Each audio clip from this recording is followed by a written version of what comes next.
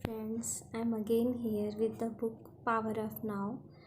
In the previous part, I was reading chapter 1. In that continuation, somebody asked a question: what is the greatest obstacle to experiencing this reality? इस वास्तविकता को पाने के लिए सबसे बड़ी अवरोध कौन सा है, क्या है? Identification with your mind, which causes thought to become compulsive. हम अगर हर चीज़ को अपनी बुद्धि के द्वारा आइडेंटिफाई करना चाहेंगे तो हम एक पर्टिकुलर वे में ही सोच पाएंगे, कंपल्सिव हो जाएंगे। उस चीज़ को हम जानने की अगर कोशिश भी करेंगे तो एक जो चीज़ हमारे माइंड में पहले से पड़ी हुई है, क्योंकि हमारा माइंड उन्हीं चीज़ों को से कोरिलेट करता है जो चीज़ें उसमें हैं पहले से, तो वो उस चीज़ को पूरी तरीके से नहीं समझ पाएगा और यही एक अवरोध की तरह हो जाता है। Not to be able to stop thinking is dreadful affliction, but we don't realize this because almost everybody is suffering from it, so it is considered normal. हमारा माइंड कभी कभी काम नहीं करता, हम सोच नहीं पाते हैं। ये एक बहुत भयानक स्थिति है, लेकिन हमें ये रियलाइज़ नहीं होता है कि ये क्यों हो रहा है। इसलिए हो रहा है क्योंकि हर कोई इसी तरीके से सफ़र कर रहा है। वो जो भी कुछ सोच रहा है वो अपनी लिमिटेड बुद्धि जो उसका माइंड में है उसी हिसाब से सोच रहा है और उसको लगता है कि ये उसके लिए नॉर्मल है। This incident mental noise prevents you from finding that realm of inner stillness that is inseparable from being. जो हमारे मन में ये शोर लगातार चलता रहता है, ये हमें उस अथाह असीम शांति से को ढूंढने में अवरोध उत्पन्न कर देता है, जिसकी वजह से हम अपनी जो बीइंग है उसको नहीं पा पाते हैं और जो असीम शांति है वो भी उसी बीइंग के साथ में एसोसिएटेड है। तो अगर हम मेंटल नॉइज़ को ही सुनते रहेंगे तो हम ना उस शांति को प्राप्त कर पाएंगे, ना अपनी इनर सेल्फ को पा पाएंगे। It also creates a false mind made self that casts a shadow of fear and suffering. ये जो मेंटल नॉइज़ है ये भी एक झूठा माइंड के द्वारा बनाया हुआ सेल्फ जो है बना देगा, जिसमें डर का और सफरिंग की शेडो पहले से पड़ी हुई है। We will look at all that in more detail later. इसके बारे में हम आगे और डिटेल में बात करेंगे। The philosopher Descartes believed that he had found the most fundamental truth when he made his famous statement, I think therefore I am. एक फिलोसोफर रहे हैं डिस्कार्टस। उन्हें ऐसा प्रतीत हुआ कि उन्होंने फंडामेंटल जो बेसिक सच है उसको जान लिया है, तो उन्होंने एक स्टेटमेंट बनाया, जो मैं सोचता हूँ I think therefore I am, मैं सोचता हूँ इसलिए मैं हूँ। He had in fact given expression to the most basic error. उन्होंने सबसे बेसिक गलती को भी उस वास्तविकता में एक एक्सप्रेशन दे दिया था। To equate thinking with being and identity with thinking. Equate thinking, उन्होंने क्या किया, थिंकिंग को बीइंग के साथ में उसकी बराबरी कर दी और आइडेंटिटी को थिंकिंग के साथ में बराबरी कर दी, जबकि ऐसा है नहीं। दोनों अपने में भिन्न भिन्न हैं। थिंकिंग बीइंग के साथ में नहीं मैच करती, आइडेंटिटी थिंकिंग के साथ में नहीं मैच करती। The compulsive thinker which means almost everyone. हम सभी कंपल्सिव थिंकर ही हैं,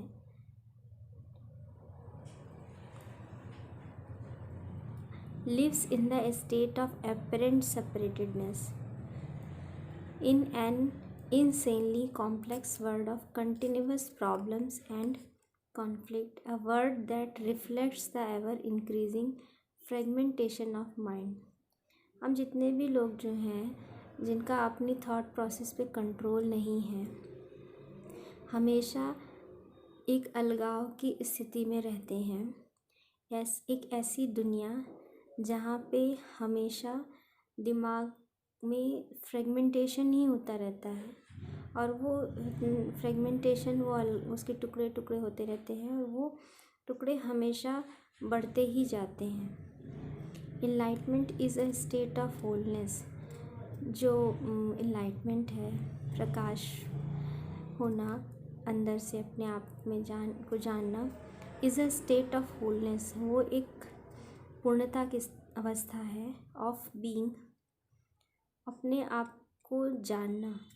eight one and therefore at peace, एकदम से एक ही है सब कुछ। और जब वो जान जाएंगे, उस पूर्णता की स्थिति में आ जाएंगे, तो ही हम शांति को प्राप्त कर लेंगे और वही शांति इनलाइटमेंट है।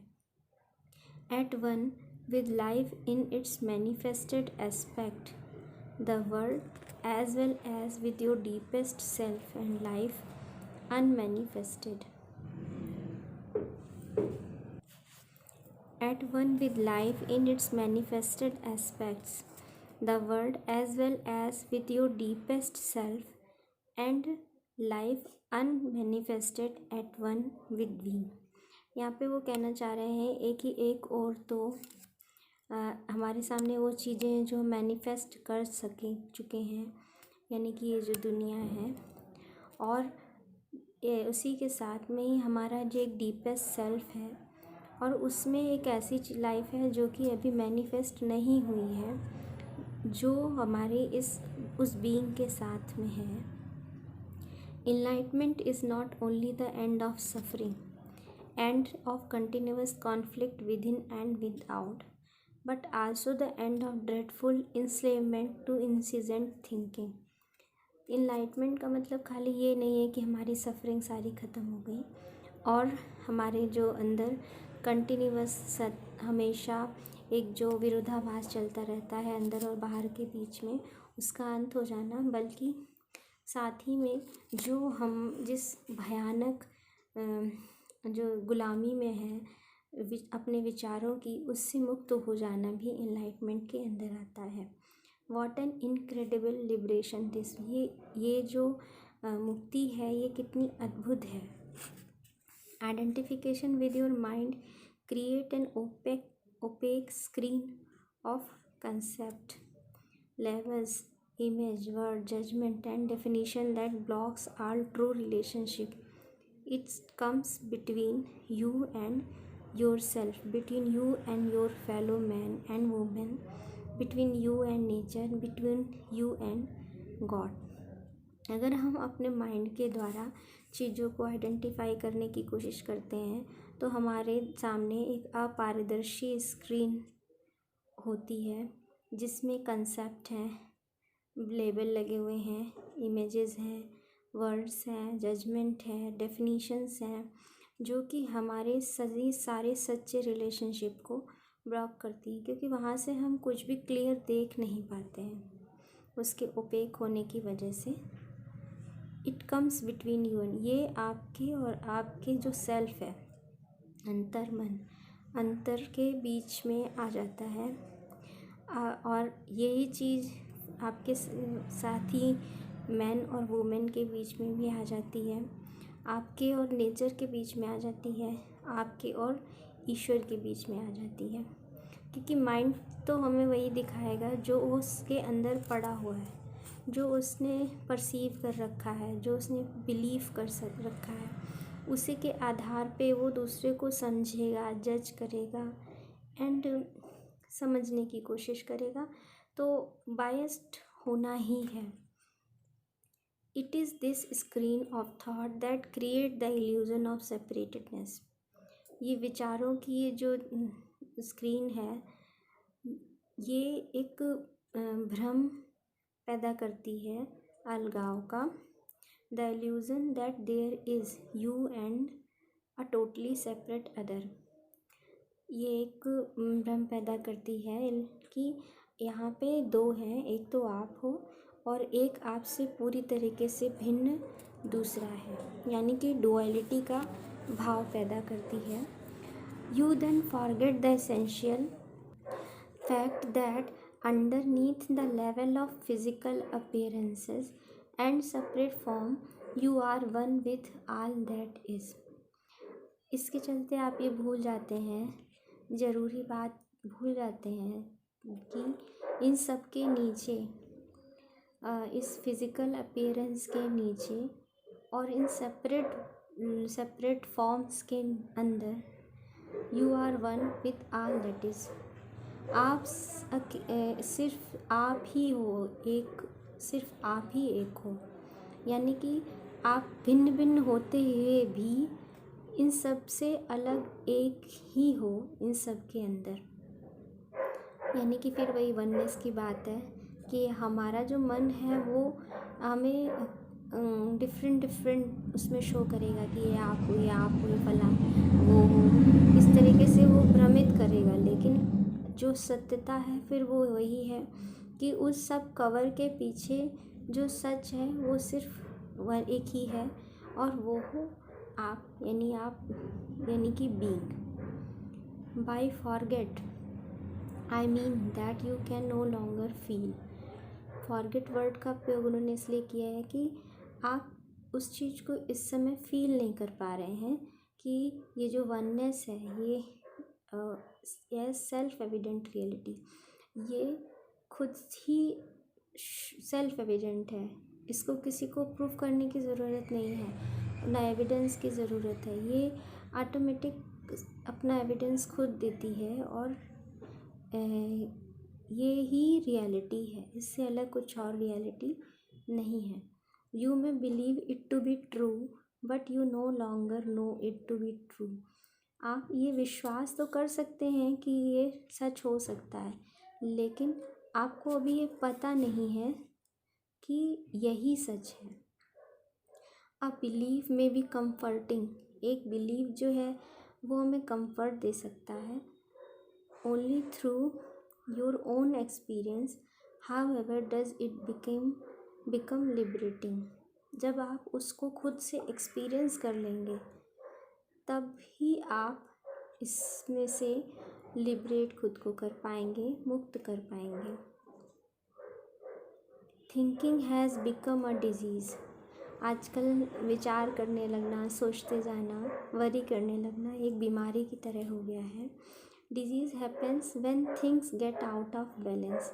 रोग हमें कब होता है? हमें रोग तब होता है जब चीज़ें हमारे हाथ से निकलने लगती हैं या हम उनको बैलेंस मेंटेन करने में फ़ेल हो जाते हैं।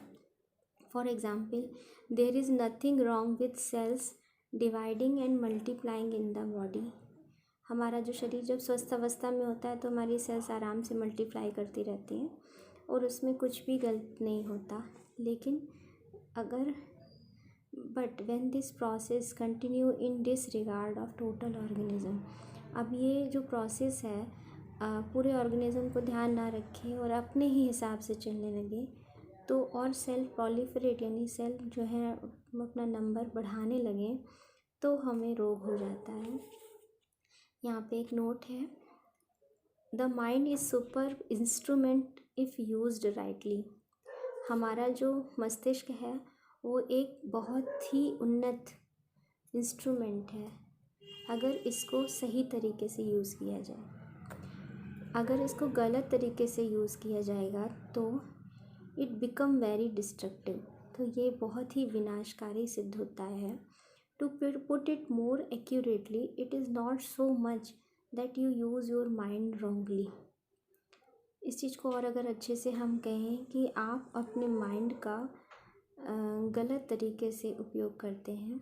You usually don't use it at all, और कभी कभी तो आप इसका यूज़ ही नहीं करते, ये आपका यूज़ करता है। It uses you। It means कि जो गवर्निंग बॉडी है वो इस माइंड के द्वारा गवर्न होने लगती है, जबकि ऐसा नहीं होना चाहिए। जब भी हमारा माइंड हमें गवर्न करने लगे, यानी कि जो हमारा माइंड है वो इनर सेल्फ को गवर्न करने लगे और हमें अपने इनर सेल्फ का पता ही नहीं है, तो ही रोग उत्पन्न होता है। You believe that you are your mind, आपको ऐसा प्रतीत होता है, विश्वास है आपका ऐसा कि आप जो है वो आपका माइंड ही है। दिस इज़ द डिल्यूज़न, ये एक भ्रम है। The instrument has taken you over, अभी क्या हो रहा है, ये जो इंस्ट्रूमेंट जिसके आप काम कर रहे थे उसने आपके ऊपर टेक ओवर कर दिया, वो अब अपनी चला रहा है। तो अभी क्या हो रहा है, वो अपनी लिमिटेड बुद्धि के हिसाब से काम करेगा, जबकि कराने वाला कौन है, आप हैं। आपको उसके ऊपर होल्ड रखना चाहिए, ना कि उसको आपके ऊपर। फिर नेक्स्ट क्वेश्चन है, सामने जो पर्सन है वो कहता है आई डोंट क्वाइट एग्री, मैं इस चीज़ से पूरी तरह सहमत नहीं हूँ। It is true that I do a lot of aimless thinking, ये सच है कि मैं बहुत ज़्यादा निरर्थक सोच विचार करता हूँ, जैसे कि मोस्ट ऑफ द पीपल करते हैं, लेकिन I can still choose to use my mind to get an accomplish thing, मैं अभी भी अपने माइंड से क्या करवाना है, क्या सोचना है और किस चीज़ को कैसे प्राप्त करना है, ये उस पर मेरा कंट्रोल है और उस चीज़ को मैं हर समय करता हूँ। मैं ये नहीं मानता कि ये मुझे कंट्रोल कर रहा है, बल्कि मेरा ये विश्वास है कि मैं इसे अपने हिसाब से चला रहा हूँ। Then he says just because you can solve a crossword puzzle और build an atom bomb doesn't mean that you use your mind. ये सिर्फ इतना ही नहीं है कि आप क्रॉसवर्ड की पजल सॉल्व कर ले रहे हैं या आप एक एटम बम बना ले रहे हैं, ये नहीं दर्शाता कि आप जो है अपने माइंड को यूज़ कर रहे हैं। Just as dog love to chew bones, the mind love to get its teeth into problems, जैसे कुत्ते को जो है हड्डी चबाना अच्छा लगता है, उसी तरह दिमाग को जो है उसके दांत को प्रॉब्लम में डालना अच्छा लगता है। That's why it does crossword puzzle and builds atom bombs. मतलब यहाँ पे वो ये कहना चाह रहे हैं कि मन का स्वभाव है वो खाली नहीं रह सकता, जैसे डॉग बोन क्यों चबाता है जबकि उसमें उसको ही हर्ट होता है, इसी तरह माइंड का जो नेचर है वो भी अपना जो है दांत गलत जगह समस्याओं में ही डालना चाहता है, इसीलिए उसको समस्याएं सॉल्व करना, पजल सॉल्व करना, इस तरह की डिस्ट्रक्टिव चीज़ें बनाना या कुछ टास्क अकम्प्लिश करना उसको अच्छा लगता है तो वो उसके लिए मतलब उसका ओरिजिनल तो नहीं है वो। You have no interest in either.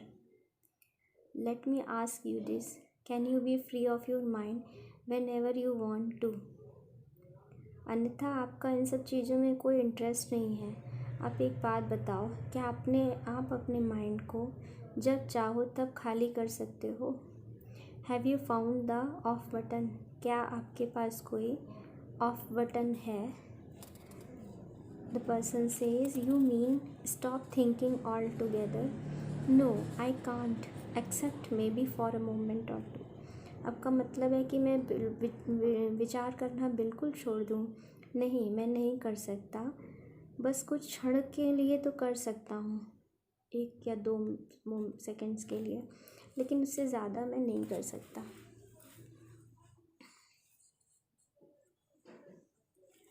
Then the mind is using you, तब आपका जो माइंड है वो आपको यूज़ कर रहा है। You are unconsciously identified with, आपके अनकॉन्शियसली आप उसके साथ में आइडेंटिफाई हो चुके हैं, आपकी पहचान बन चुकी है। So you don't even know, इसलिए आपको ये पता ही नहीं है कि आप एक गुलाम हैं। It is almost as if you were possessed without knowing it। ये वैसा है कि आपको जानकारी नहीं है लेकिन उसने आपके ऊपर पोजेशन कर रखा है, कब्जा कर रखा है, and so you take the possessing entity to be yourself. इसलिए आपको ऐसा प्रतीत होता है कि उस चीज़ को आपने अपने ऊपर हावी होने दिया है। तो अब वो जो हावी होने के बाद में जो चीज़ आपको फील हो रही है, आपको ऐसा प्रतीत होता है कि वो आप ही हो। रॉन्गली परसीव कर लिया है कि जो पोजेसिंग एंटाइटी है वही आप हो, यानी कि mind itself. The beginning of freedom is the realization that you are not the possessing entity. अगर आपको फ्री होना है तो उसके लिए शुरुआत कैसे करनी होगी? आपको ये रियलाइज़ करना होगा कि आप जो आपके ऊपर को पजेस करके रखी हुई है वो एंटाइटी नहीं है। आपके ऊपर कंट्रोलिंग बॉडी जो है वो कंट्रोलिंग बॉडी आप नहीं हो, यानी कि जो विचार करने वाला है वो आप नहीं हो। Knowing this enables you to observe the entity. जब ये आप जान लेते हैं कि वो मैं नहीं हूँ, मैं इससे अलग कुछ हूँ, तो आप अपने आप को उस एंटाइटी को ऑब्ज़र्व करते हैं। The moment you start watching the thinker, जब आपने आपको उस पॉजिटिव एंटाइटी से अलग महसूस किया, उस समय आप उसको ऑब्ज़र्व करना स्टार्ट करोगे। और आप जिस मोमेंट उसको वॉच करना स्टार्ट करोगे कि जो थिंकर है, कि ये कौन सोच रहा है, ये कौन लगातार दिमाग चलाया जा रहा है, a higher level of consciousness become activated. तब आपके अंदर एक उच्च श्रेणी की कॉन्शियसनेस उत्पन्न एक्टिवेट हो जाएगी, यानी कि तब आपको ये फील होगा कि आप उससे समवॉट सुपीरियर हो, आप कहीं उससे ऊंचे तल पे हो। You then begin to realize that there is a vast realm of intelligence। तब आपको ये फील होगा कि यहाँ पे इंटेलिजेंस जो है उससे कहीं ऊपर है, कहीं वास्ट है, आपके विचारों से भी ज़्यादा परे है। क्योंकि विचार तो माइंड से आ रहे थे ना, थिंकिंग एंटाइटी से, तो उसके पास जितनी जानकारी थी वो उस हिसाब से सोच रही थी। लेकिन जब आपने उस चीज़ को से अपने इनर सेल्फ यानी हायर कॉन्शियसनेस को पहचाना, तो आपको फील होगा कि उसके पास तो अथाह नॉलेज है, अथाह इंटेलिजेंस है। तब आपके लिए वो अनलिमिटेड हो जाएगा। That thought is only a tiny aspect of that intelligent. जो विचार आपके सामने आ रहा था बार बार कि अगर सपोज ये कोई काम है, आपको वो करना है, तो आप सोचोगे कि मैं इस तरीके से करूँगी, ये प्लानिंग करता हूँ, उससे हेल्प ले लेता हूँ, इतना मेरे पास अमाउंट है, ये होगा कि नहीं होगा। तो ये जो आपके बुद्धि के दायरे में है, आप उस हिसाब से सोच रहे हो।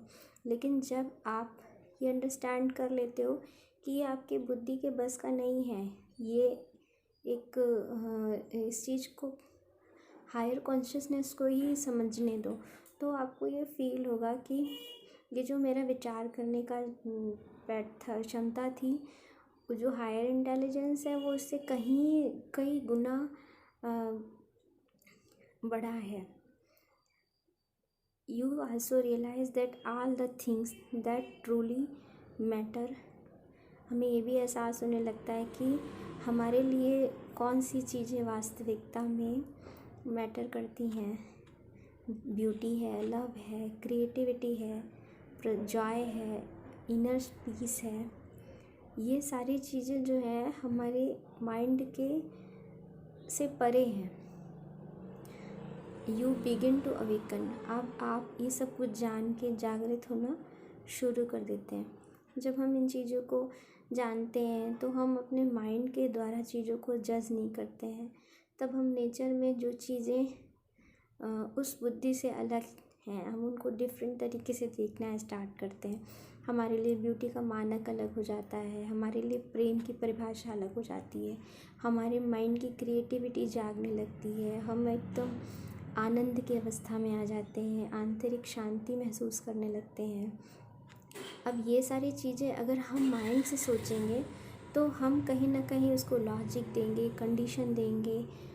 और जब हम लॉजिक कंडीशन से सोच रहे हैं, इट मीन्स कि हम पहले से मौजूद जो हमारे अंदर नॉलेज है उसके साथ में सोच रहे हैं, तो हमारा जो जजमेंट है, जो हमारी फीलिंग है, वो कहीं ना कहीं बाउंड हो जाती है।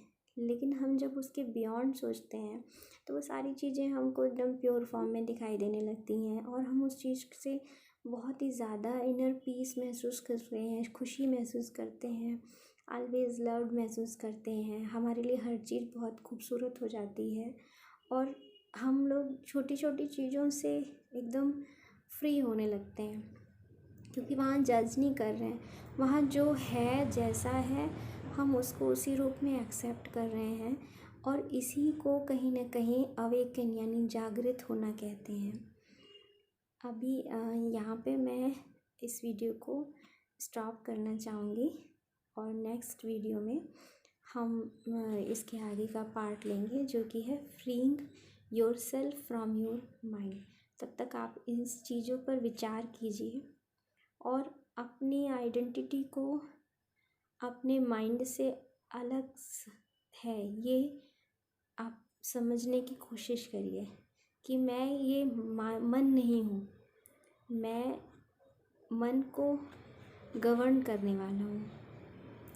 मैं मन का गुलाम नहीं हूँ, मैं माइंड का गुलाम नहीं हूँ। मैं तो इससे ऊपर इसका एक हायर कॉन्शियसनेस हूँ, जो इसको गवर्न कर सकती है, ना कि ये मुझे गवर्न कर सकता है। Thank you so much. मिलते हैं अगले वीडियो में। धन्यवाद। Please like, subscribe and share. Thank you.